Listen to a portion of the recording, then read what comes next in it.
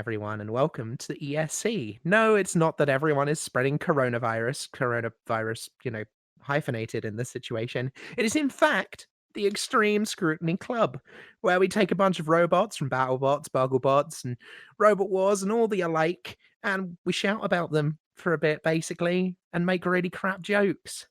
I am currently being joined by my usual cast of morons and a guest. So I am Reira, the wonderful Empress. Who do we have with us today? I'm moron number one. I'm Oliver, the evil dork. No, the Dork Knight. Damn it. Well I've got done, a new well name done. now. Yeah, definitely moron number one there. I have some evil plans for tonight, though, so... Aye, not the only one. I'm moron number two. I am the Orc, Mitch. And we have a guest coming to us from the deep, dark, evil lands of another podcast. Introduce yourself, guest. Hello there. I'm moron number 3 and possibly 4, Ryan from Spinnerproof. General Kenobi! Oh, General Kenobi! You said the hello there bit. I had to do it. Yeah. That's literally become my social crutch when doing anything robot or podcast based. Don't know what to say, just give a hello there. I've even started doing it at work. It's consuming my life. You've almost got just the right cadence to come off as Ewan McGregor as well. It's kind of spooky. I'm just as good looking as well. Absolutely. Well, you know that they've put delays on the Disney Plus Obi-Wan show. You know, maybe if Ewan McGregor isn't available when they need to record it. And now introducing as Obi-Wan Kenobi, Ryan from Spinnerproof. I'd watch. So, Spinnerproof is well known for having an awesome podcast for a damn start. And they're also known for their plucky little pink axe bot. Hello there. However, that kind of makes you guys experts on axes in our books. So, how about we talk about axe bots today? Yeah, we've built the best axe. We're definitely Absolutely. the experts. Yeah, the most successful UK axe bot. Don't quote me. I guess you could say experts. It's going to be a long evening, isn't it? As the saying goes, axes are terrible and no one should build them. We will put that saying to the test. Yeah, so today we're sort of bringing axe bots to the table to judge them. I don't think we're doing it in specific like our Flippers episode where it has to be a bad axe bot. I think we're just bringing 3 axe bots. So I'm your ref for today's episode, which means that I have my timer ready to go, ready for someone to start. Who wants to step on up to the plate? One of you two go first, please. I will. I'm not going to make the guests go first. That would just be rude. I say we're going to put Xbox are terrible and no one should build them to the test, but there's an alternative to that. Get a loner bot. Uh-oh. I'm talking about the Nickelodeon Robot Wars and American Robot Wars competitor, Tuk-Tuk. Okay. You have your 3 minutes on the clock. Are you ready to go? I, more or less, I'm ready to go. Okay, your 3 minutes starts now. Okay, so why am I bringing Tut-Tut? And what I want to do with it, I want to send this thing to the arena. I think it's got a really fun and quirky design and a personality. It's certainly one of the more memorable bots from the sort of Robot Wars spin-off shows in my book. And also because it had quite a good record. It had 6 wins and no losses, technically speaking, which means it's got a better win-loss ratio than, well, name a famous champion, Bite Force, Chaos 2. Yeah, it did fairly well. It fought robots that also competed in Robotica, your favourite show, Reira. No, I would like to stay awake for this episode, please. And it beat them. The Robot Wars versions of Run Amok and Loga's Eye and Juggerbot in Tricebot and Rosie the Riveter and Runaway. And despite that, it's a pyramid shape, but it doesn't quite touch the ground, but it still beat them. And it beat flippers like the Greenhouse, which is in no way related to a similar robot in the same episode called the Green Mouse, completely unaffiliated. Do you mean the Greenhouse? The Greenhouse and the Green Mouse. There were 2? There were 2. What? Why? Continue. I just think it's a tenacious little bugger, and it made good use of the axe control and driving, and for what was a loner bot, shows how good axes can be. So, as it's a loner bot, who built it? I don't actually know. I tried to find that out, but I'm presuming it's the Robot Wars production staff.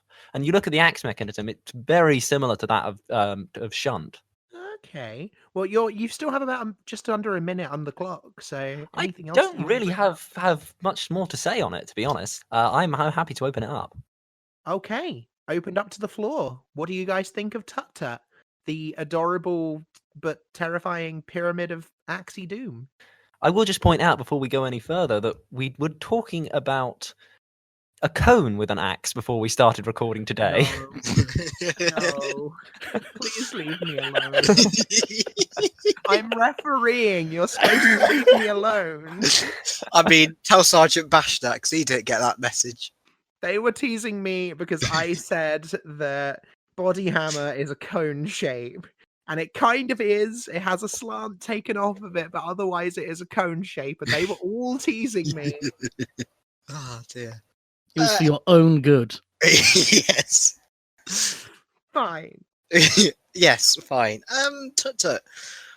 What a weird kind of simple robot. I have to be honest, like I haven't watched much of the Nickelodeon Robot Wars or Extreme Warriors kind of series, but I do remember the House Robot Rebellion where Killot was almost pitted and Tut-Tut was helping out with that. And I think Tut-Tut, for a loner bot, I think that's quite important as well. Very good. You know, compared to a lot of the loner bots I was just looking through, it's a bit like, well, this is probably the best one. Do we need to bring up Eubank the mouse, or I like Eubank, kind of, but just or the one that fought Dreadnought and had to throw the match and they had to pretend that it was broken? I can't remember which one it was, but the one they had to Wizzywig? pretend was broken. Wizzywig, yeah. yeah. It's actually quite embarrassing that the only robot from my home city of Coventry was a loner bot, and that was Grunt, and that really depresses me. That's all right. It just means that you need to build a heavyweight. How hard can it be? No. Fine, I'll have a heavyweight by tomorrow. Screw you all! Heavyweight with a Star Wars reference from Spinnerproof when? I vote for a wedge called Wedge Antilles. We already have a heavyweight. It's just really underweight.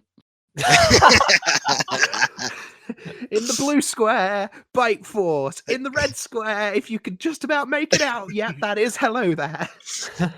Oh. Hello There wins by just getting into electronics and just axing them to death. Bite Force sets on fire. If Warstop can be so damn successful, then why can't another Beetleweight? Oh, God, this reminds me of something now. I was talking to Hopin or Sean about how many amp weights and beta weights it would take to make up one entry, and the numbers were so massive. So that has been discussed several times in several Beetleweight chats in the UK. And I think if you summoned the entire cast of Bugglebots together, both season 1 and season 2, you still wouldn't have a heavyweight entry that would be on weight. That'd be like bloody Avengers Endgame, just like have the whole massive charge. It would be beautiful. Bite Force just kills every single one of them.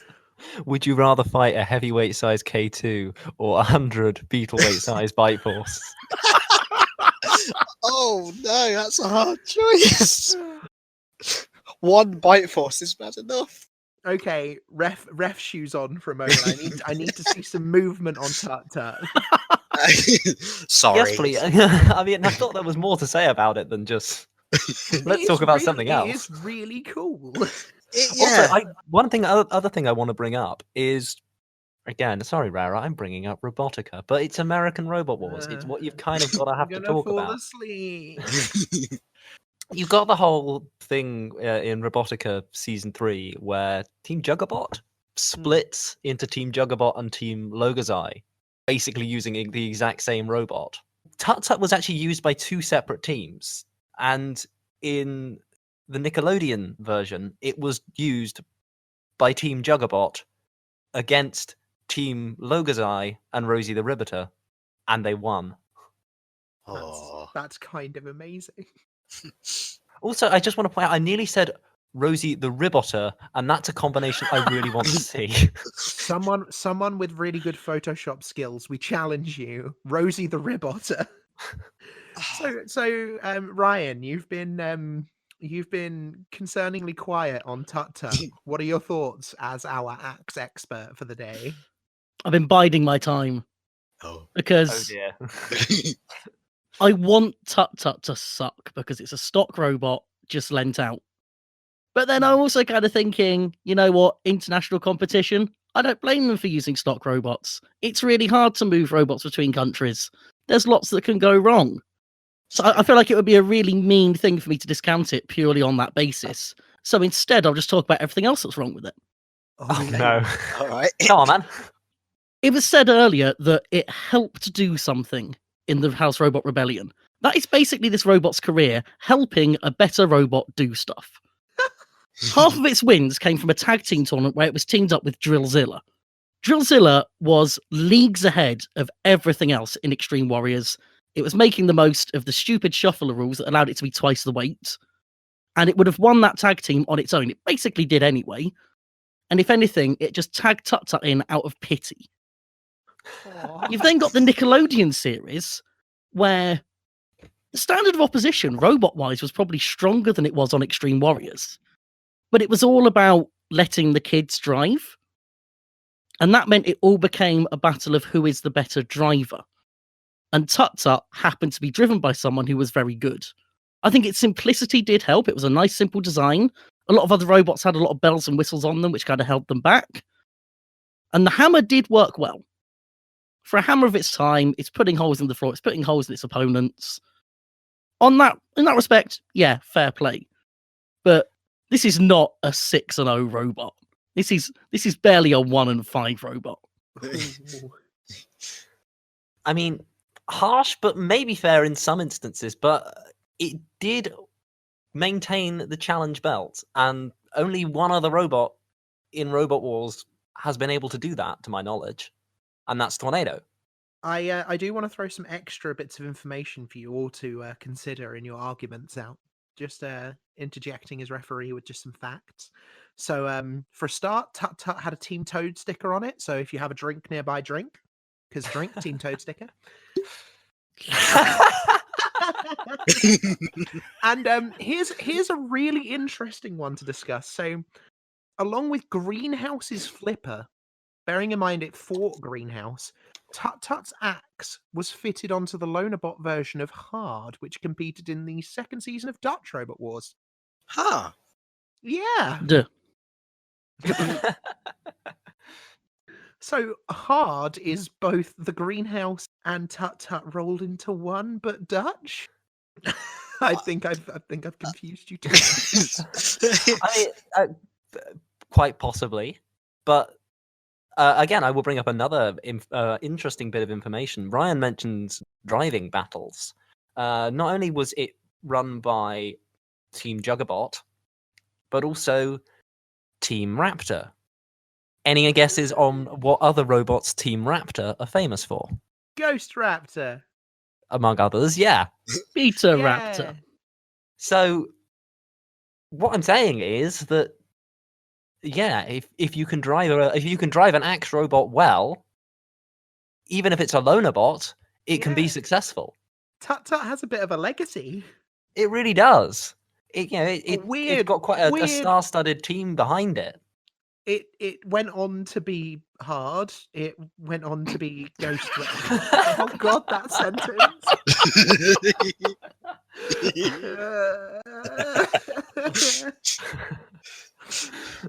Look, we all know how difficult it is to go on to be Hard.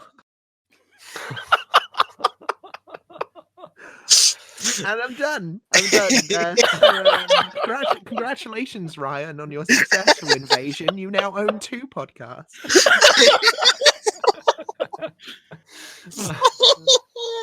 I just leave a trail of destruction everywhere I go, and I love it. Oh, you know what? I love it too. Except apparently when you bring a robot into the arena. Harsh, but So, I'm gonna push for some voting. Oh, Time. God. Let's do this. I think it's a fun robot with a quirky design and was pretty well driven. It was very determined and persistent, and for the most part, largely reliable. I think the only fight where it did break down was that House Robot Rebellion fight with the House Robots. Every other fight, as far as I can remember, it was running till the end and dishing out hits and doing a pretty good job at it. You know, it's spiked axe, and there's only a limited amount of success that you can have with that at this period, given the power that you can put into it and the strength of the armor. But 6 wins is not too shabby at all. So yeah, I'm going to put it in the arena. Okay, 1 vote for Arena. You two get to voting. Well, I think honestly, I'm gonna have to put it in the arena. I think it's probably one of the best loner bots there has been, and yeah, it's got a cool look and it's done some great things. So yeah, I think so. So you've signed off its ascent to the arena. However, will its will its success be marred by the black mark of a no vote? Ryan, you didn't seem to like it. I think my position might be quite clear. I feel bad because if we're judging something purely as an axe, it's a pretty good axe. But because it's got such an inflated record, I think it needs sort of just knocking down a peg or two. So it's a pit from me. Whoa. So that is a 2-1 victory for our good friend Tuk-Tuk, the Pyramid of Friends, and its surprising win-loss record. However, that is not our only robot tonight. I believe it's time we go to our guest, as Mitch requested to go last. So, Ryan, king of the axe bots, what have you brought with you? I think a lot of people will have an idea what I'm bringing, so I'm not doing that. I'm not bringing the pink one. In an episode of Axes, I can't just bring any axe. I have to bring the axe. And the axe is, of course, Terahertz. Okay, 3 minutes on the clock. Are you ready? No. This Your is surprisingly time- scary. Your time starts about 3 seconds ago. Go. I've always viewed axes as entertainment machines above all else. And I think that if you're trying to win tournaments, you just don't build them. And that's been the case since probably around Series 3. If you're building an axe, you're doing it because you love the design. And John Reid clearly loves the design. He's perfected it beyond, I think, anybody's reasonable expectations. And he's kind of min-maxed his way into a design which has been competitive. Yeah, you think of some of the scalps it's taken over the years. Panic Attack, Bigger Brother, Carbide. That's 3 finalists, 2 champions. Which for an inherently uncompetitive design, especially in the modern meta, is brilliant going. And let's also not forget that in the dark days of no televised Robot Wars, it's also a 2-time UK heavyweight champion. It's a robot that helped to bridge that gap between the classic series and the reboot by staying active and continuing to evolve. And for me, that's really what's helped it cement its place in history of Robot Wars as one of the persistent greats. Kind of the same as Behemoth. Not necessarily that successful, but it's had its moments and it's always been there. I know people are going to bring up Series 5, not a successful debut, but you can say the same for robots like Reira. And the difference is that Terahertz was at least beaten, it didn't beat itself. It managed to turn up in that first go, have 2 fights that showed the weapon had that blend of power and persistence, and then all of that came together to deliver one of the all-time great ass whoopings against Panic Attack. That version of Panic Attack was a mess, but that fight is still deservedly part of that holy trinity of axe fights. Frenzy Detonator, Wanhu Shatter, Terahertz versus Panic Attack. I'm sorry, but you know it's true.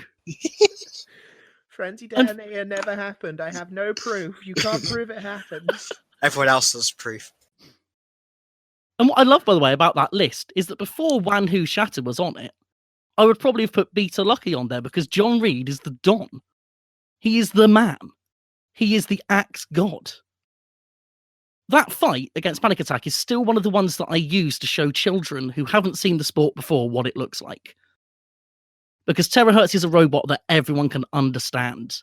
And that fight in particular matches perfectly with people's expectations of what a weapon is supposed to do. It has, of course, also provided probably the most enduring meme of Robot Wars history. Yes. Wait for a good hit. Wait for it. Wait for it. No, that's not right. Absolutely disgusting. And your 3 minutes is up, Ryan. So Oh no! it is now. That's a opened quick up 3 to the minutes. floor. I mean, 3 minutes can't be quick because it's always 3 minutes. we won't get into the passage of time today. Something special relativity.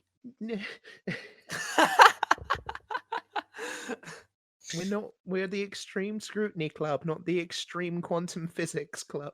No, please, none of that. My poor orky brain would not even be able to comprehend it. What if I want to scrutinize your lack of physics? Physics, baby? Question. I would like to grill Brian Narve on what the physics baby is and what its demands are.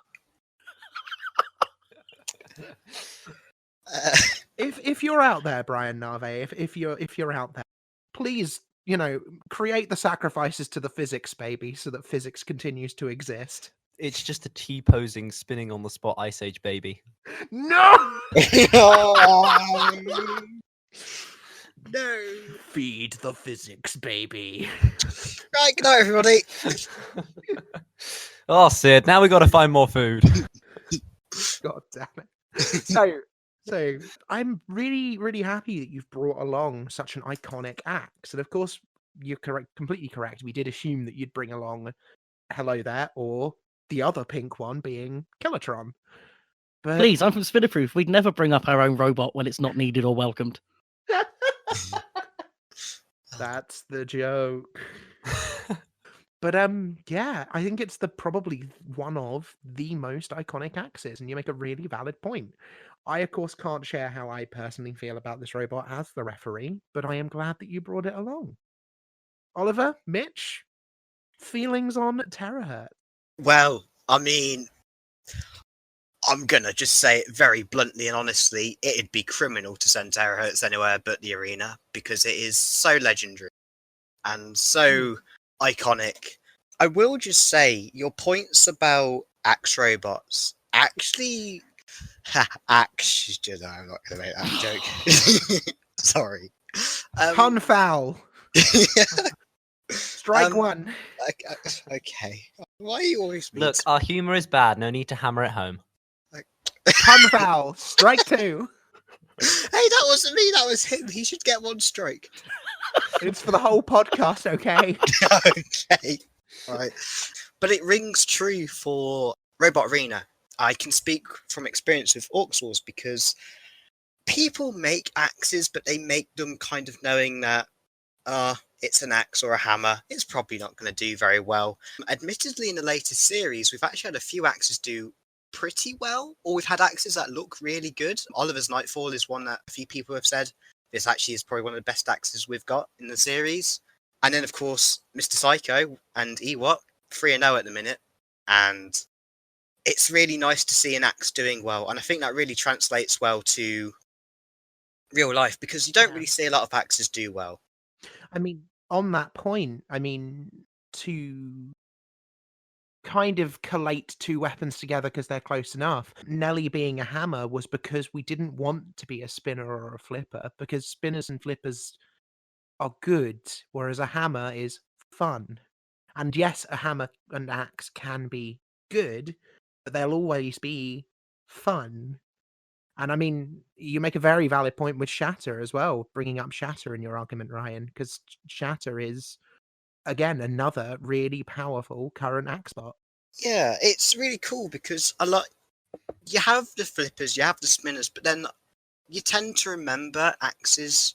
There's a lot of axe robots, but you tend to remember them. I mean, you've got Exterminator, which fluctuated, but always looked pretty cool. you had Terahertz, Kilohertz, Beta, however the hell you pronounce that, because there's so many different pronunciations. It's beta because it's a pun. Beta. I never knew that. Beta moth. Beta. I mean, just to name from BattleBots, you've got Blacksmith being, the absolute king. You've got Mad Catter taking it to the sort of comedy lengths. You've got Nelly there to entertain, and you've got Shatter there to. I mean, I don't know what Drift. Shatter's specific role is. Innovate. I think innovate is the right word. Shatter is there to do donuts. Shatter is there for me to scream Eurobeat at my TV. I think hammers, and I suppose other non-meta types in general, are kind of the prime place for people to try and innovate. Yeah, Because absolutely. no one's expecting you to do that well. No. I think they're much more willing to focus on the details. And I think it's a shame that people can't do that with Chomp still, which is probably the most innovative of the lot. And whatever we've got coming this season, hopefully people will have to take notice. Well, the thing is, Zoe Stevenson is a fucking engineering genius. I'm sorry to completely sorry to interject opinion and personal thing on this, but it's not the robot we're discussing, so I find it's fine. Everything Zoe Stevenson builds and touches is just guaranteed to be amazing, even if not successful, still amazing. Chomp is leagues ahead technology-wise of a lot of things in BattleBot. And to know that they're bringing a Walker this season is beyond me. I cannot wait to see it. When I touch down in LA and get to that wonderful magical battle box, one of the first robots I'm going to hunt down in the pits to take a look at is Chomp. Because holy fucking damn. Thank you, Reira, for covering Chomp. So otherwise, I worried that was going to devolve into something. But no, basically, I echo all of your sentiments. Although I will still always be mad that the other Disco Inferno lost so brutally in the first round. But I'm sure we will cover that robot another time. To throw some stats at you. To not throw some stats at you, please vamp whilst I find stats. The Terahertz page is so damn long. I mean, there's a reason for that. Terahertz has fought a lot. Now, I'm going to bring up a few things. I think axes are definitely there to be entertaining. And you look at something like Gear Down for What, which just won. Oh, no, not won. Came runner-up, should I say, in not UE. In SXX. That's such a hard thing to say. Success? Is that how it's supposed to be? Came runner-up there. And that may be not down to its acts, but also it's just driving an insane speed. But that's something you kind of got to look at with Terahertz. Although it went out in Series 5 against the Spinner and didn't really have quite that durability nailed down yet, particularly latterly through the live scene and the revival, as the sheer swinging power of Terahertz's axe has had less and less effect on modern armor. It's become basically just a min-maxed wedge. You look at the fight with Carbide was brought up, or Beta versus Tombstone from BattleBots, which is the same design concept. It's just having the strongest possible wedge and a weapon over the top to look cool. I have some interesting stats to throw at you. Go on. So, fact time. Did you know that Terahertz, until a Season 11 is ever made, is the last robot to ever be ooted in Robot Wars? Ah, I mean, that's a legacy. It's ooted by Rapid. It has won the FRA UK Championships twice, 2004 and 2009. And it's been runner-up twice in 2005, 2007. And here's my favourite fact. It's retired 2 robots. Both Mighty Mouse and the original Ripper were retired due to damage specifically caused by Terahertz. That's a pretty damn cool thing to have to your name. I mean, you've also got this as well. Terahertz and TR2 are the only robots to battle Carbide and never lose to it. Oh, damn. And Terahertz is the only robot to defeat Carbide by a complete knockout. See, this was something that really... it's one of the things I was slightly more disappointed about in Series 10. Don't get me wrong, Series 10 was fantastic. One of the best series of Robot Wars we'd ever had. What infuriated me about Terahertz in especially Series 9 and Series 10 was that little bit of metal, that little sort of plate that it had sticking out the back in order to stabilize it. And I get it, it's swinging with so much power in order to have any kind of effect. Because in order to make axes and hammers effective, you've just got to transfer as much force as possible and hope that you can shake something loose. So it's got to stay stable. But that tailpiece didn't quite stand up. And it was its downfall against Sabretooth in Series 9 and against Rapid in Series 10, because Rapid could just get straight underneath it and, well, as we say, flip it straight out. And I feel like it would have been a good robot to stand up to Tombstone in the final. As it happened, we got an incredible final. And I think, the rematch of Eruption versus Carbide going the way none of us expected it to was the perfect way in that series. That back tail of Terahertz is so imperative to Terahertz's design that axe bots that don't necessarily need one still incorporate them. So Nelly, you'll notice, has an axe catching tail for her hammer. If that were to come off, we could still fire our hammer and still use it. We would not have, I think, don't quote me, I'm not the engineer on Nelly, I'm the statistician. We wouldn't have the same instability issues that Terahertz had. But that tail in Terahertz's design was so imperative. I think the main issue they have when they lose the tail is that they then lose the ground clearance at the front. Yes. The tail, my understanding is the tail was kind of sprung in some way to help keep the front down more when driving forwards than when firing the hammer. More akin to Dan Tom Kia's downforce tail. Yes, Dan Tom Kia. We will bring that on an episode of Full Body Spinners. Yeah, absolutely. It's more of a sit and spin, actually, so we can bring it on with nuts and... God.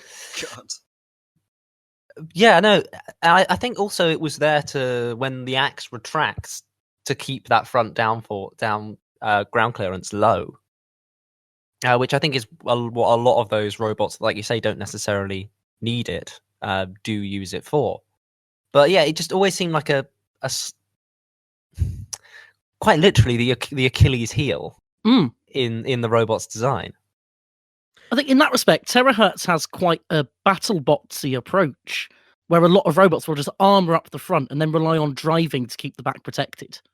And that's why I'm so excited for Beta coming back this year, because Beta in 2016 did, I think, a pretty incredible job. I thought the Tombstone fight in particular was really, really something. And, John's been away and worked on Tanshe and that in China. But coming back to BattleBots, I think, Beta is one of the perfect bots to have in this, people complain about, four-wheel drive Verts being the meta that's just going to win everything, and to an extent that's true.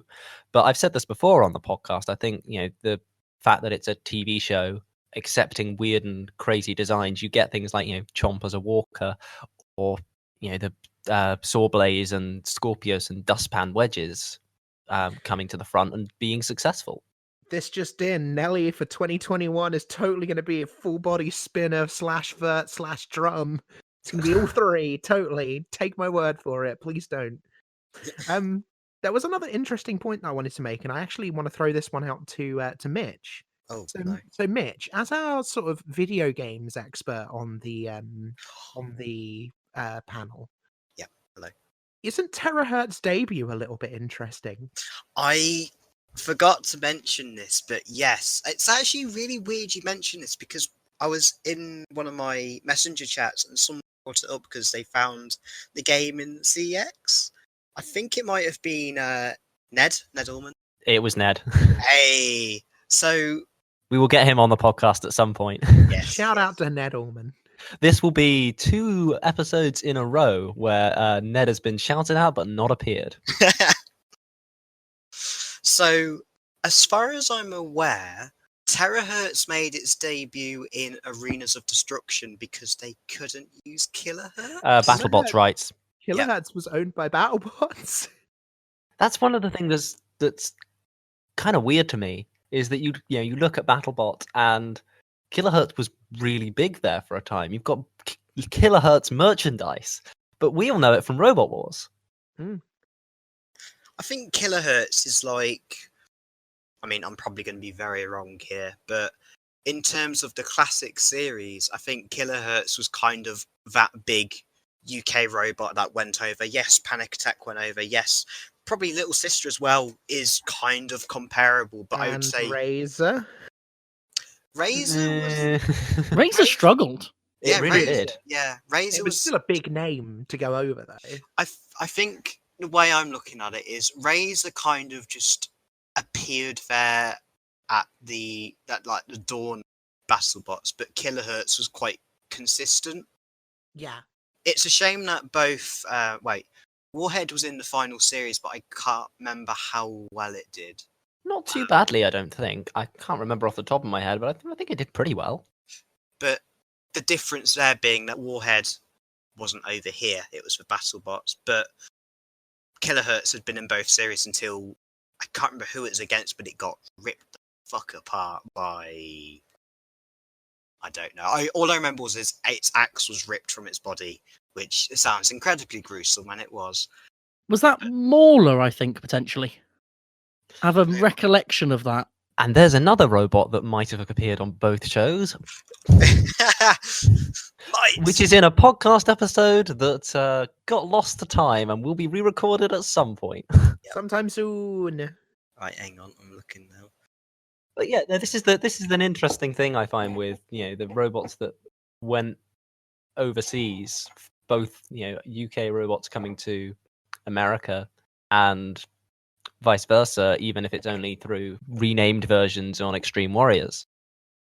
It's just interesting to compare the two different shows, BattleBots being very much a competition and Robot Wars being very much a TV show, and how the robots don't always adapt that well going between the two. There are exceptions, but on the whole, I'd say, yeah, BattleBots coming over here don't always deal so well with the house robots. Our robots going over there don't always deal so well with the competitive nature. In BattleBots, I think it was a bit more sensitive to your draw as well. Yeah, at least in the classic series. I just did the research. It lost to Surgeon General, which I think was the match where its axe was pretty much torn off. That would fuck you up. But here's the interesting thing. They were actually going to add a snowplow to the front of Kilohertz, but it would have meant taking the axe off. So they're like, no, screw that. We're keeping the axe on. Didn't John Reid bury the Kilohertz axe in the desert between Yes, series? he did. I vaguely heard this remember story as this. well. And they went and redug it up in a future BB as well. I think I've heard this story I think they did. I've never heard of this. It might be somewhere on the wiki. You're the ref. You go ferreting. No, I think I heard this on Behind the Bots. Yeah, that's where I remember it from. Shout out to Behind the Bots, by the way. But I think I heard this on Behind the Bots. I can't remember who they were interviewing. Either way, whilst I am hunting for this last bit of information, shall we move to a vote? I think so. I feel like this vote might be a little bit intuitive. I mean, I've tried to come up with a few criticisms of the robot, but I really can't criticize it too much. It's a legend, and a legend for a reason. It's been very successful and is about the best that you can do an axe these days. And yeah, I think it would be a shame and an absolute tragedy to send it to the pit. It's got to go to the arena so that it can be flipped out as the final OOTA of Robot Wars. Yeah, you know what? I've got to be completely honest. Terahertz is a legend. I think, honestly, Blacksmith to BattleBots is what Terahertz is to Robot Wars and the axe scene over here. So, yeah, I can't put this in the pit. It's just too good a robot, too notable. Yeah, to the arena with it. And in a shocking turn of events, Don't tell on it. I will also vote arena. That's a 3-0 win for Terahertz, and where else could it go? So I have the story. So John Reid made a Kilohertz axe specifically for its appearance in BattleBots because of differences in rules. because he didn't want the hassle of bringing it back and forth through customs, he buried it in the Las Vegas desert underneath a stone on the side of the road. Every time he went out there, he would go back out, unbury it, and put it back on the robot, and then do the same. God damn. He, however, did not recover it after burying it following season 4.0, and it was recovered on a later trip to LA, which I can only assume is when they went out with Beta. Buta. Beta. Well, one thing quickly. Beta in BattleBots 5.0. That would have been amazing. And it's such a shame it never happened. Agreed. Before we go on to Mitch's robot, I actually have a bit of a conundrum / quandary to throw out to the group. So we decided on me refereeing a little late, and I had picked out a robot with one that was a bit of a shot in the dark / curveball to be my chosen axe. Now, of course, I could have gone for Nelly because Nelly is an axe / hammer. I could have gone for something like Killatron because of how unique and awesome it is.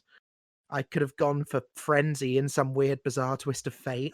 But instead, I wanted to go for a robot, and I want to see what your guys' reaction is. I was going to go for Mouser Mecha Catbot. I mean, it had music. No. Yes, you cannot count the axe that they played the music on. Nice one. But it had a tail axe, and they described it as an axe, despite the fact that it's not the most traditional of axe formats. Yes, TR2 also had an axe. It's a bum axe. It's a bum axe, which I think is a separate category altogether. It was not the primary But is it weapon. still an axe? Oh god. And like I say, I think bum axes should be set aside as a separate category. So I would not have been able to bring Mouser Mecha It's a Catbot. secondary weapon. Ryan, back me up at all here. It is pink. There's an interesting line in the sort of BattleBots wiki article where it says that the rear spiked tail functioned as an axe. The team themselves describe it as an axe. Oh dear.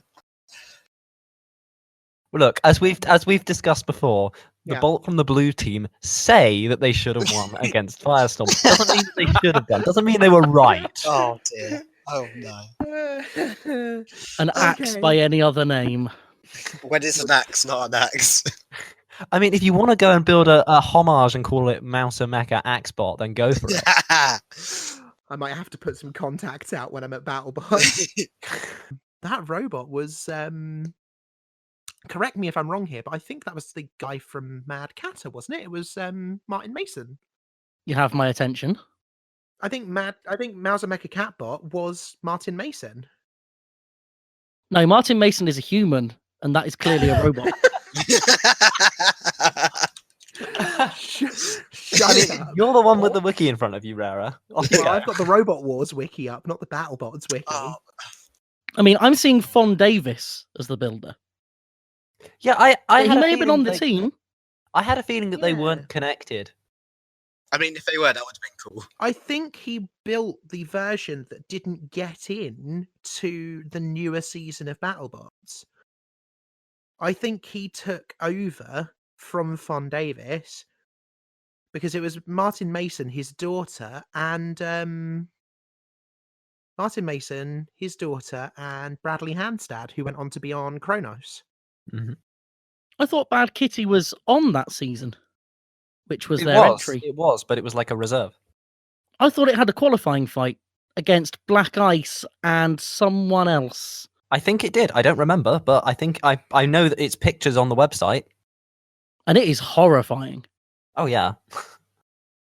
Oh dear. Because it's a follow on from Mouser Mecha Catbot, isn't it? People who know more about BattleBots than we do. Comment section, please. Live chat. Go do it.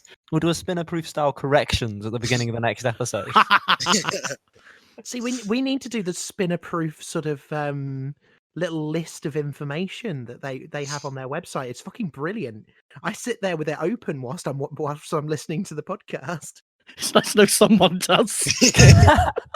I'm basically writing those for me. Well, no, you're writing them for you and for me. Thank you. Hey, I look at them. Oh dear. Makes it all worthwhile. I now can't find that information, and I feel like I've just made it up in my head. I feel like you might have as well. You try and look for that information, and we'll move on to the next robot. Yeah. Hi. Oh no. I'm Let me not- get See, the- I know something that you don't, Reira. Oh god. Okay, so I'm scared of where this is gonna go. viewers, friends, family, members of the jury, you all know that poor Mitch is bullied on this podcast so much, and by the cruel, evil empress that is Reira. So when I found out about axe robots today, my heart jumped with joy as I realised what I could talk about.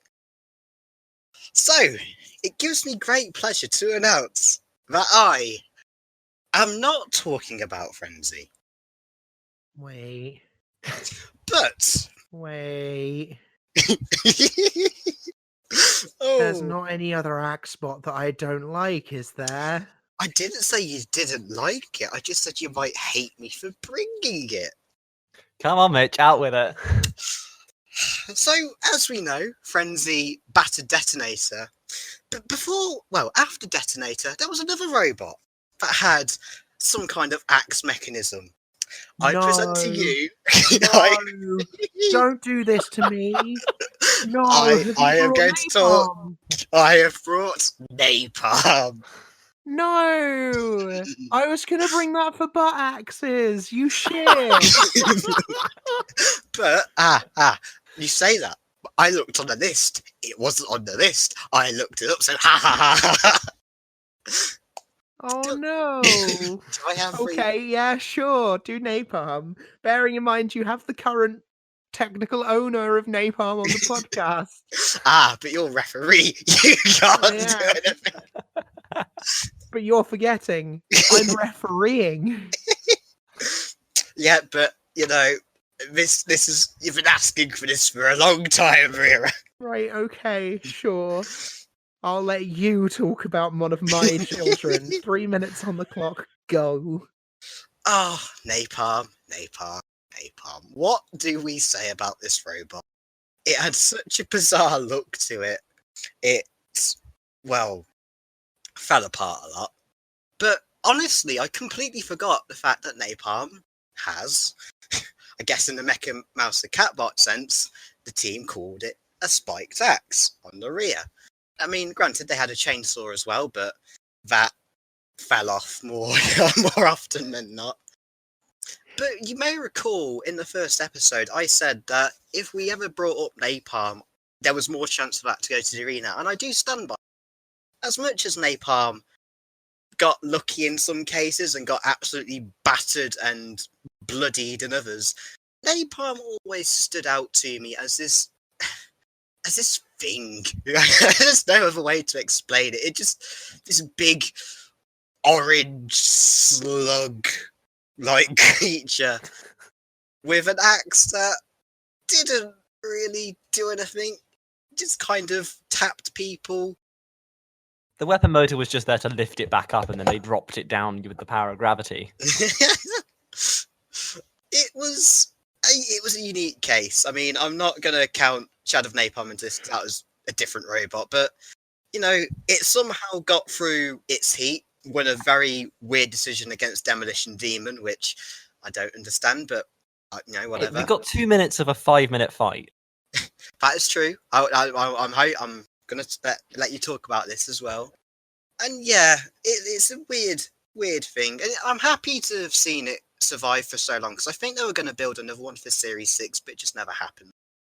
And I just think, I feel Napalm is overhated, because I feel it gets a lot of negative rep, but I don't know. Okay, it wasn't the best robot by any means, but it looked nice. I just wish they'd kind of spruced up a bit more. So I just wanted to bring it. I wanted to talk about it. It was very last minute, I will admit, when I realised, but hey. So you're sending it to the arena? I'm leaning towards the arena, yes. Okay, are you opening it up? I'm You've got opening 30 it. seconds left. Yeah, I'm done. All right. It's open up to the rest of you. We're doing a touch of statistical analysis here. As you were making your case, I went onto the Robot Wars wiki article for this robot and did Control F for axe. Precisely half of the mentions of axe on that page are talking about its own weapon, the other half talking about weapons hitting it. It's not the best ratio, is it? I can't even not laugh. And those weapons, shall we point out, are weapons such as Mortis and Steel Avenger. Pretty good axes in their own right. Oh, Okay. I'm gonna bring up my boy Warhog in what was probably one of the worst matches of Robot Wars. They just bumped against each other. Warhog just couldn't do anything. And it was against Napalm. I mean, granted, I'll give Napalm the credit. In the Series 5 version, looked very nice. I don't know. I'm getting this image up. Internet's been a bit slow. There we go. I mean, it was nice to see that the improvements were there. I missed the kind of face it had. I call it a face. I mean, I might be stretching a bit there. Of course you're going to see a robot with a face. Look, oi, right? Listen, it's got eye stalk thingy. Look, it's an orange slug. It's the best thing. I was going to say, you're probably better when you were calling it a slug. Yeah, that. I mean, slugs have eye stalks. I'm not far off. Slugs are slow. The eyes are on the end of the stalk, not at the beginning of it. I mean, yes. It's got like eye tentacles, and that's not okay. Eye tentacles.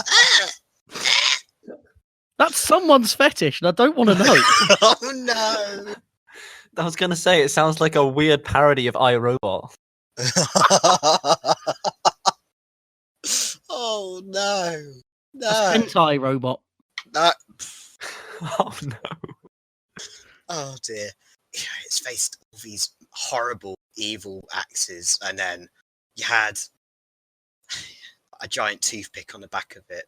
But somehow this robot survived and carried on despite the damage. The Stegosaurus fight was actually a pretty good fight, even though that was more Stegosaurus and just the hits.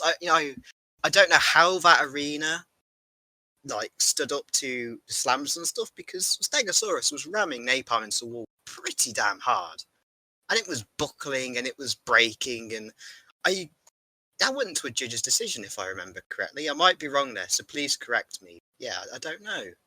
It's a weird case, this robot.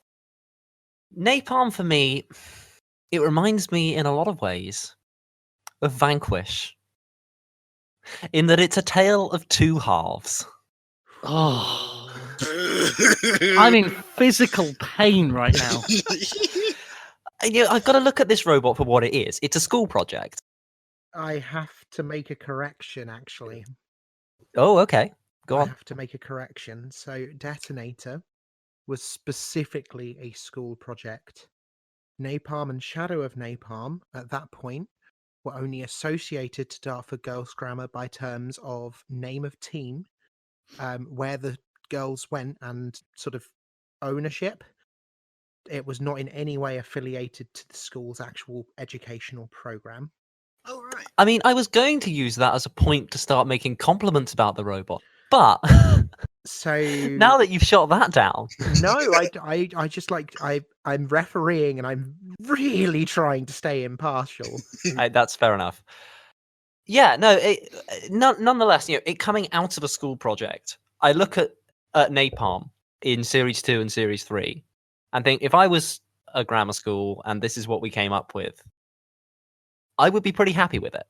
I'd be pretty happy taking it to Robot Wars, being on TV, and yeah, it wasn't perfect, The ground clearance sometimes meant it got stuck on things like the barrels in the trial, but it also meant that it could navigate some of the gauntlets and so on and survive, and it did pretty well. Whether or not you can look at any of its fights really and say Napalm won because of things that it actively did, or Napalm won because it was there, is debatable. But you look at the first two series that Napalm competed in, and you can say, but completely fair enough. Pretty decent robot. Then they move on to make Shadow of Napalm, and it didn't do quite so well, but the design intent was there to keeping up with the times. And then going into Extreme 1, they bring back not only the original Napalm from series 2 and 3, but they also rebuild a new one. I know Extreme 1 was shot at different times. Napalm N3 is what it's officially known as. Is the one you're sorry, N2? N2, or yes, N3? N2.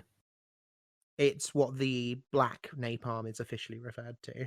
I feel like they were making a step forward with Shadow of Napalm, and I feel like going back to the existing robots and the previous design was somewhat of a step backwards, especially Napalm N2. The original Napalm was by no means a tank of a robot, but you can literally see the armor flexing just as it drives around in the arena. And yeah, it doesn't feel like Napalm N2 had anything more to offer that the original Napalm didn't. If you didn't know, you could assume it's just a repaint of the same robot. And that's kind of what throws me off with Napalm. Because it feels like such a step backwards. And it feels, there may have been behind the scenes stuff that I don't know about that meant, Mitch said maybe they were going to work on a new one for Series 6. There may have been maybe a good reason behind it. But its appearances later in Extreme and Series 5 were some of my first encounters with the robot. And it doesn't leave a very good first impression. Can I make a really bad joke? Go for it. You know the Extreme 1 series Napalm? It looks like someone's just like sprayed it with Flex Seal. Because if you look at where it folds in, it just looks like can't fix that hole. to show you the power of Flex Seal. I covered this robot with it. Oh wait, no. Napalm N2 is just detonator repaired with flex tape. I'm just seeing the Jontron sketch where he dips the whole hammer and the whole drill into the Flex Seal, and now I'm just seeing Team DGS just lifting up Napalm N1, dunking it in, and taking out Napalm N2. No, they did that with detonator after the frenzy fight. Oh, can't be impartial. But yeah. Ryan, you haven't said much. What do you think? I'm sat here in the middle of a borderline existential crisis. You're telling me? Oh, dear. I want to view Napalm as essentially a joke robot, a team that were there for a laugh. They knew their robot wasn't competitive, and they were there to enjoy seeing A, how far they could get, and B, to see what interesting ways they could get destroyed. But I'm really worried that by classifying it as that, I'm kind of assuming their intent. I don't know that they weren't trying to be competitive. So I feel like I have to be harsh on them out of respect for them. Okay, well, I can answer this. Oh god. Please, genuinely, please do, because it's going to help me out a lot. The problem that Team DGS had was the fact that from the information I've been given since taking the DGS crown, as it were, from the information I've gathered from various sources, Detonator was meant to be exactly what everything else in Season 1 of Robot Wars was meant to be. It was an experiment because no one really knew what Robot Wars was meant to be. The first iteration of Napalm was okay, we now know what people build to do well, let's build that. So it was designed to be something that could take every single blow, hence the 12-foot tall fucking wedge on the front. The axe, subsequently, was just because, hey, we might as well have a weapon, we've got the weight to put one on. The actual design ethic behind the first Napalm was take damage rather than deal it. Napalm N2 was just a sleeker version of that design. It was designed to be a slightly more compact, slightly more advanced for the time version of the original Napalm. Can we put sneaker in air quotes? I mean, sure. Because I prefer the Sha- look of the original Napalm. Shadow of Napalm was actually designed and constructed and etc completely without the girls from the team. It was completely and utterly, I forget his name because I'm not a fan of him personally, David his- Crosby. David Crosby's idea. Hence why it didn't stick around for long. So there's your facts behind what they tried to do. So based on that, I'm going to judge it on its design. I've tried to gather as much information now that it's my baby. Because a lot of the time it is just conjecture here, and it's nice that actually that you know this. I mean, I can only speak as far as the sources that I've been given, which is a various amount of sources, sure, but I can only speak so far as those. I can't tell you whether that's 100% fact because I wasn't on original Death Data or original Napalm team. I've only taken up the mantle since, they ended their run. But I can tell you from what I've been told and what I have discovered through digging and through speaking with people that did interact with that team or, in some circumstances were peripheral parts of that team. That's about as far as I can go with how truthful my stuff is. It's as truthful as I am able to give. But whether or not that information is sacrosanct. Either way, it's just great that that story is known and can be told because there are going to be stories behind so many robots, which, because they were conceived and built and popularized sort of outside of the age of Wikipedia, all of that is getting lost. Modern robots, we understand all these backstories because we're there writing about them. We've all got Facebook pages for our robots where we can kind of show things step by step. Everything from those early series, gone pretty much.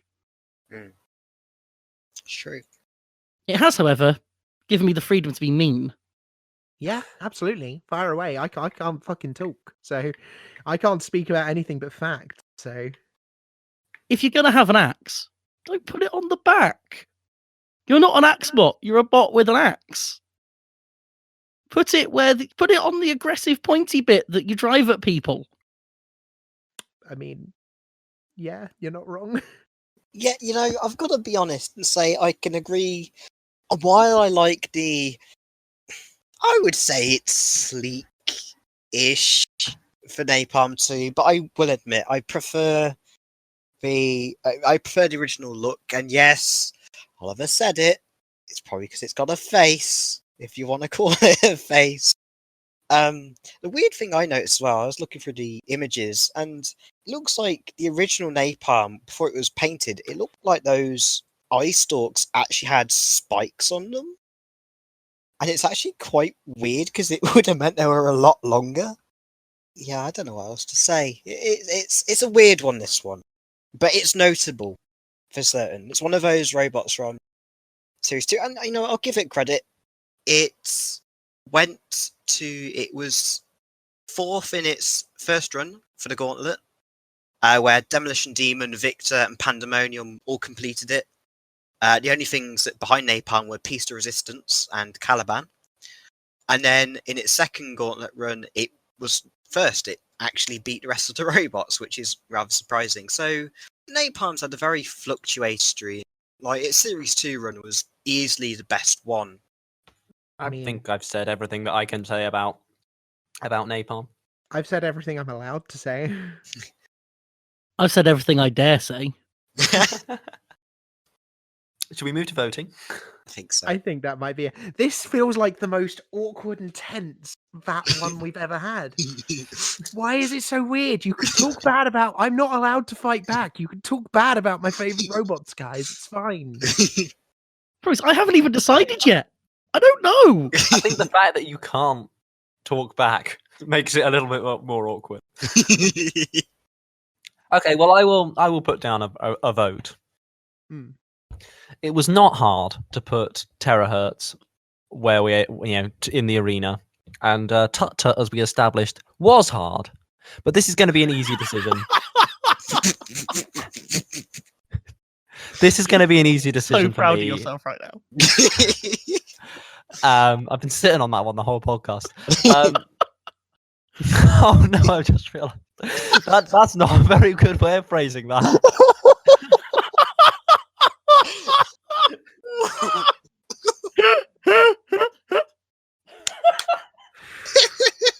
For once, it's everyone else and not me.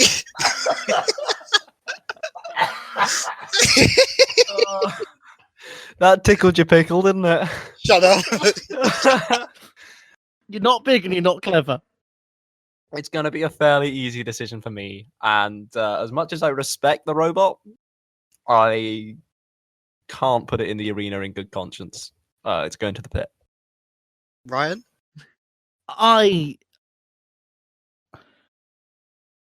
This is one of the most stressful moments of my life, I think. It's persistent. I'll give it that. Welcome to ESC, the extremely stressful contest. We just need the we need the Who Wants to Be a Millionaire music on. Can I phone a friend? Yes, allow me to phone up all of the members of the original Napalm team one moment. See if you can phone up Sam. Get the other half of Spinnerproof. Sam, I'm fairly certain, would just put every robot in the pit, unless it was Razor. Oh, And even then, he'd think about it. On that, I don't think we can have Sam on because we can't. That's such a rogue way of looking at it. Every robot is shit. All robots to the pit. apart from Razor. And even then, I'll consider it. No one knows what his moral code is. We just kind of trust that it exists. God's sake. It's like interacting with some alien race. You're not quite sure how they see things. No, the truth is that Sam is like the Satan over the pit of ESC. And he sees another robot and he goes, yes, this will make another fine addition to my collection. This will make another fine collection. No, I did Connection. Shut up. Okay. As the thing is that with Napalm, its design, it's so uncivilized. I think, if only to end this conversation, I've made a decision. Go on. Napalm is, in so many respects, absolute garbage. And it has still turned up series after series. And I'm not doing this on the basis of its axe, but for pure persistence, it can go to the arena. Wow. Maybe I'm just doing this so I can feel better about myself, so that I've got a sort of positive voting record. But send it. That's good enough a reason as any. It's a coin toss, and that's just a little nudge as it lands for me. Okay. Go to the arena, you crazy bastard. Okay. Hello. Let me just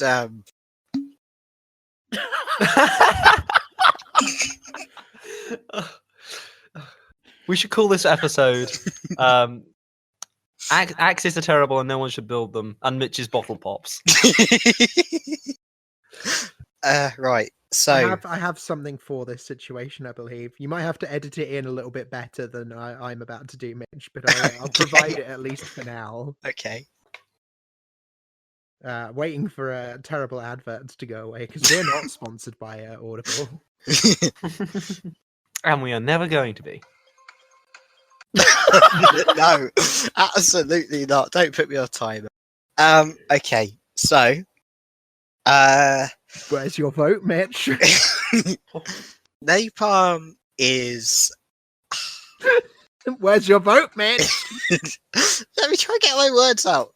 It's a notable robot, and it's not the best robot by any means. Is it a good axe bot?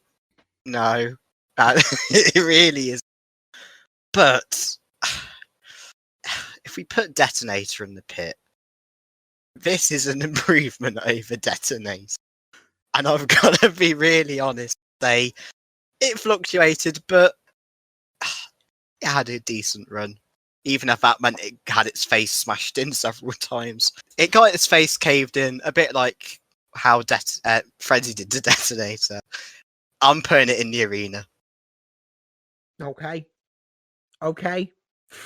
It's happened. I got a DGS bot in the arena and it wasn't even by me.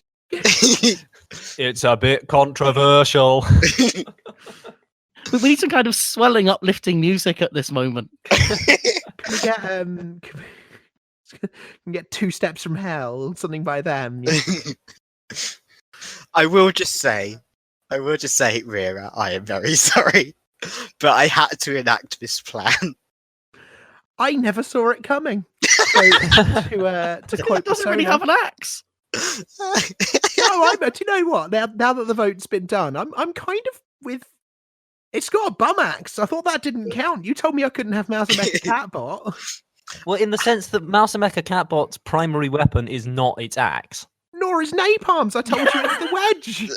Well, I think if a robot has an active weapon, actually no, because then I have to count Tornado's little flail from Series 6 as its main weapon. Retracting that statement. I'm not going to sit here and say that a hammer is, too weedy to be counted as a weapon, or else that kind of counts us out. I mean, there's a lot of times where bots have had to have a weapon, therefore they've got something that's clearly just, I'm doing this for the rules' sake. And I'd like to point out another competitor for this upcoming season of BattleBots, Smee, who has 2 tiny little spinners on each of its actual robot parts, because otherwise it wouldn't count as an active weapon. Well, and literally the whole concept of free shipping. Yeah, exactly. We started off the show with oh fuck, my mind's gone blank. It's been a stressful evening. We don't blame you. I've put all this stress on Reira. I know all the results, I just can't remember who you brought, Oliver. I bought Tut-Tut, and it was we so unremarkable that you didn't even talk about it for most of the time. Okay. So we started with Tuk-Tuk. And it went to the arena on 2-1. Then we moved on to an icon of the axe. We went on to Terahertz, who rightfully earned a 3-0 victory. And some fucking how, without me even having a vote, Napalm has gone to the arena with a 2-1 victory. I am untethered and my joy knows no bounds. Nah, it's just that the others are scared of you. They're intimidated. No, I mean, well, I'll if they're mean to me, I'll when I'm out of BattleBots, I'll ask Mr. Billings to be mean to them. Oh no, not Ray. Friends in high places now. Yeah, I'm now expecting a personal message of thanks from Ray. To be fair, Ray Billings is just so damn nice that would be his tactic. I now want a parody of the 2 Ronnies called the 2 Rays, or 2 Rainies, or something like that. No. Reira and Ray Billings. No, that kind of works. Yeah, I'll give you that. Okay, so that's your summary. I'd like to again absolutely thank our axe expert for coming on. Our last 2 episodes have actually been weapon experts that we've picked up from BuckleBots season 2. So No, that's Wolverine.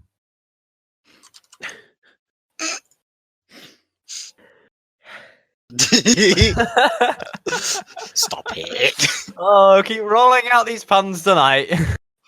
Strike 3, you're out. Oh, well done, Oliver. We all have to be quiet now. No. We can't talk to Oliver now. Oliver is now. Is he in the PPZ? He has to face the wall. No, he's in the pit now. He goes Okay. into the pit along Okay. with all the robots we've put down there. So have fun. Cassius Crane wants a word with you. So yeah, what I was trying to say is, Ryan, thank you very much for coming onto the show. If people wanted to hear more from your lovely self, where would they find you? Find us on spinnerproof.com or at Spinnerproof on Twitter. Brilliant. And robot-wise, what are you guys up to at the moment? Have you got some super secret plans, or is it all speed ahead on finishing Kylo Ren and making him perform slightly better than SXS? Because he did well, but he didn't do perfectly. So Kylo Ren is dead to us. Oh, wow, that was quick. It was meant to be a one-event robot, and it definitely cemented its place as a one-event robot. We're now moving on to the follow-up to Hello There, called Your Move. Oh, yes, I love it. Oh, for fuck's sake. These Star Wars quotes are brilliant. When are you building a robot called the Negotiator? Well, so far, we're literally going line by line through the script, so... I mean, apart from... It could be a while. Apart from Kylo Ren. Oh, wait, hang on. Does that mean that your ant-weight's called General Kenobi? No, you see, Kylo Ren is what we're calling an anthology robot. It's not part of the main line. Oh. It's only the hammers that get the full-on Star Wars treatment. So it's like the Clone Wars. Exactly. Right, I get you. Please start moving on to Obi-Wan Clone Wars quotes. Yes, please. There's some brilliant ones. We're never going to run out of names. It's a great idea we've come up with it. I love it. I absolutely love it. I really like the idea of some of the more obscure Obi-Wan lines making it in there as well. Like, oh, that business on Nar Shaddaa, that doesn't count. No, it's Cato Nemodia, isn't it? Oh, that business. It is Cato Nemodia. It doesn't count. I mean, this is where I need sound, because I'm now out of my depth in Star Wars quote land. No. But anyway, so yeah, that's your upcoming project. And again, yeah, thank you so much for coming on. We really appreciate having you on here. We finally crossed the streams and had Spinnerproof on ESC like we've always wanted. Thank you for having me. It has been incredibly stressful, but just as much fun. Thank you, Reira, for also referencing another 80s movies franchise. Don't cross the streams! Too late, we've done it. Shit. Can I make a request, Ryan? You can. If you ever go to America and complete in the US ant-weights, can you name the robot Obi-Wan Pounder? Oh, for fuck's sake. I'll do it on the condition that I can claim it was my own idea. Of course you can. Absolutely. Because this is being recorded.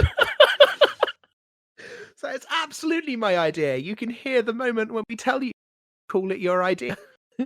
Shall I just re-record the line and you can edit it back in there? Wait, so hang on. Here's the cut. So have you got any ideas for a one pound ant weight name, just out of weird interest? Yeah, I'm thinking that if I do ever travel to America and compete in that class, I might call the robot, and you're going to love it. You're going to love this. I'm ready. We're thinking, right, you can never see this coming. Obi-Wan Pounder? Oh my god, that's brilliant and original. So original. I love it. Literally no one else could have come up with this. That's what makes it so great. I feel like I've just experienced some bizarre deja vu. Am I just imagining things? No, This is what I get for too many puns. I'm no longer allowed to have them attributed to me.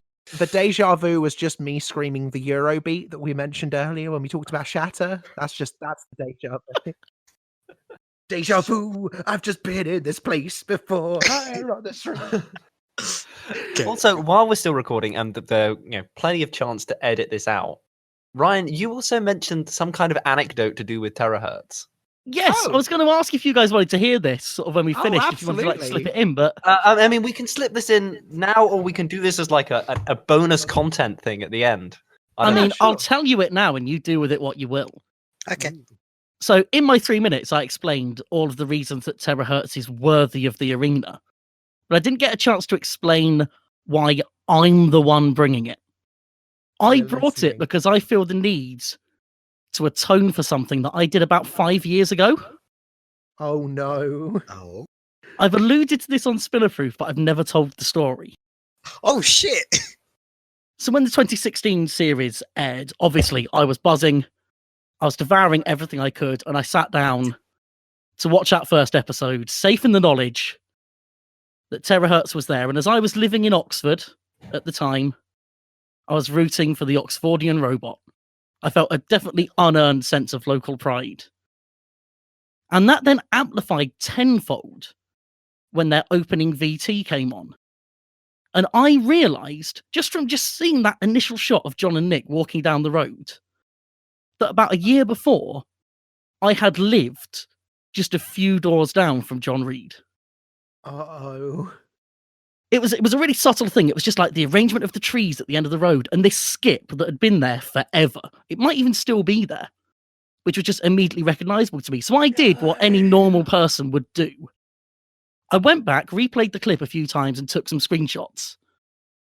Printed them off, put them in a little polycarbonate pocket, went to bed. Next day, I got up. I think it was the summer holiday, so it would have been literally the next day. I got up and went out to confirm what I already knew, that I had lived on this road. Got on the bus, hopped off at the right spot, stood there, screenshots in hand, like comparing the trees, making sure they were the same. And then slowly worked my way down the street until I found John Reid's exact house. Uh-oh. And it was at that no. moment that I finally had the sort of moment of introspection that I needed to have. As I stood there, the sense of mission accomplished suddenly draining away, realising that I was now John Reid's stalker. Oh no! Just that crazy guy sort of, oh, I saw you on the telly. Look, I've got photos. I love this idea that it's that wonderful disconnection between reality and what's in your mind, of in your head, like, yeah, this is so cool. I can't believe I've just confirmed to myself that I live 2 doors down from John Reid. Whereas to everyone else, you've just gone, I've printed off pictures and gone and found his house. I just imagine like going up, knocking on the door, asking him to sign my screenshots. Hello, Mr. Reid. I lived 3 doors down from you. Can you sign these pictures of your house? Can we see your robot? Oh, I think you've well and truly atoned. It's what he would have wanted. And I say that like he's dead. And And I only feel safe telling that story now. I don't live in Oxford anymore. Can we get an F in the chat for John Oh. Reid, please? I want everyone to be filling that live chat right now with F for John Reid, F Who for is John not Reid's dead. OPSEC. who is not dead, but we now found out had a stalker for a short amount of time. At least I'm a really nice stalker with some I'm level sure- of self-awareness. I'm sure every stalker tells themselves that. It's okay. I'm one of the nice stalkers. It's okay, officer. I'm one of the nice stalkers. Oh dear. Once this episode comes out, I'm going to check the Robot Wars wiki, see if anyone's put this in the trivia section for Terahertz. Check the Bugglebots wiki on Hello There and see. Oh, God. The best thing is someone will go down, see that, scroll up, and see that our hammer is literally just a bad copy of Terahertz's accent. Everything's gonna click into place. I hope someone sends this to John Reid. He watches it, and then you two meet at RoboNerd 2020. Well, I mean, Oh, I will no. point Oh, out, no. because of certain circumstances, genuinely happen. I do have communication methods with John Reid in about a month's time, as I'll be in the same room as him for 2.5 weeks. Would you like me to tell him? I mean, why don't I just come along and follow him around? It seems like the most sensible course of action. I'll throw you a Team Nelly shirt. You can pretend you're with us.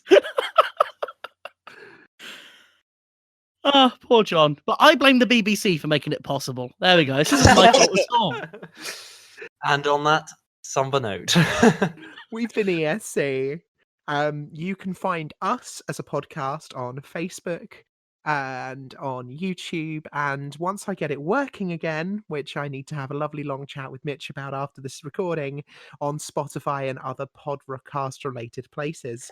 We know we've been having some problems with that at the moment. It's getting there. Why do I feel like I'm in trouble? You're not in trouble. Thank God. I'm the one who should be in trouble, if anything, because I'm the one who's gotten us in trouble, if anything. Oh dear. Well, we had that interesting issue with the explicit warning a few months ago, and I now have problems with connecting things to audio. So don't worry, we're all good. We'll be back on there shortly. But otherwise, you can find us on YouTube, and you can find us on the fantastic Facebook page that Oliver mostly runs. And you can also find us active in some of the groups as well as ESC. However, if it came to personal, where would we be able to find you two?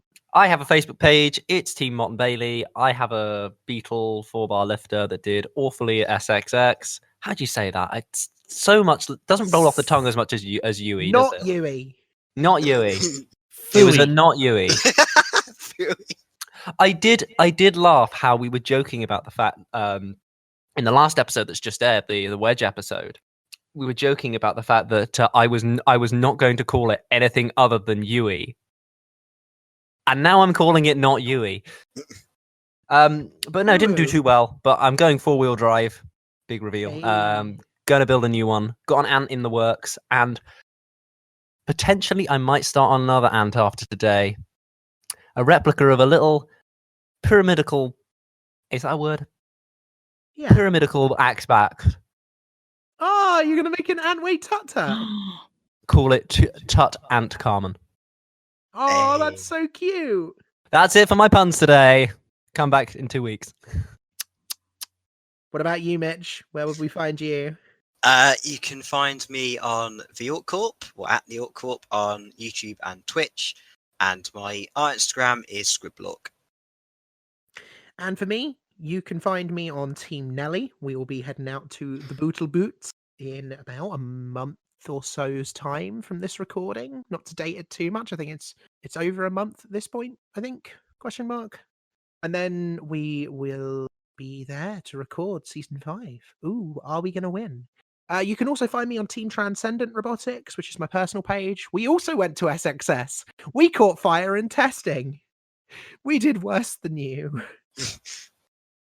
I would say it's not a competition, but it actually is. New Ariadne when I get home from LA. Other such wonderful new things when I get home from LA. And of course, we have started working on Tripwire, the wonderful full-sized detonator beetle weight, which now has artwork done by Caleb Kempson, which is so damn cool. Thank you again for that, Caleb. And then you can also find me on Twitter under Reira the Bard, and I moderate for both Shuntposting and the BattleBots group now, so which is pretty exciting and hype. I moderate the 2 biggest groups in our sport, so you know. But yeah, that's where you can find me, and I also tweet about ESC stuff when we're doing it. So whenever that goes live, find me on Twitter.